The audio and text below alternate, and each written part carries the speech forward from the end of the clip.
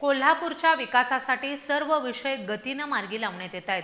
सर्व समाज घटकांना सोबत घेऊन जिल्ह्याचा सर्वांगीण विकास साधूया आणि राज्याच्या प्रगतीत कोल्हापूर जिल्हा अग्रभागी राहण्यासाठी सर्वजण सज्ज होऊया, असं प्रतिपादन कोल्हापूर जिल्ह्याचे पालकमंत्री तथा सार्वजनिक आरोग्य मंत्री प्रकाश आंबेडकर यांनी केलं।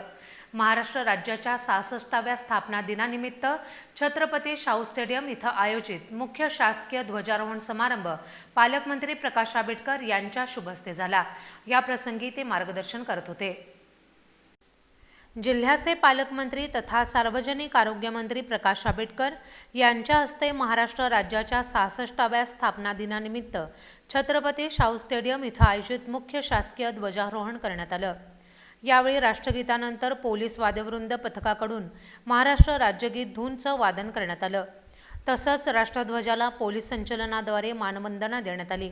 यावेळी जिल्हा वार्षिक योजनेच्या निधीतून पोलीस विभागाच्या बळकटीकरणासाठी देण्यात आलेल्या 28 वाहनांचं आणि कोल्हापूर महानगरपालिकेसाठी अग्निशमन वाहनांचं वितरण पालकमंत्री आंबेडकर यांच्या हस्ते करण्यात आलं। तसंच विविध विभागात उत्कृष्ट काम करणाऱ्या अधिकारी आणि कर्मचाऱ्यांना देखील गौरवण्यात आलं। यावेळी पालकमंत्री आंबेडकर यांनी महाराष्ट्र राज्य स्थापनेच्या 66व्या स्थापना दिनानिमित्त आयोजित कार्यक्रमाला उपस्थित स्वातंत्र्य सैनिक, ज्येष्ठ नागरिक, लोकप्रतिनिधी, मान्यवर व्यक्ती, नागरिक, विद्यार्थी, पालक आणि पत्रकार यांची भेट घेऊन त्यांना महाराष्ट्र दिन आणि कामगार दिनाच्या शुभेच्छा दिल्या।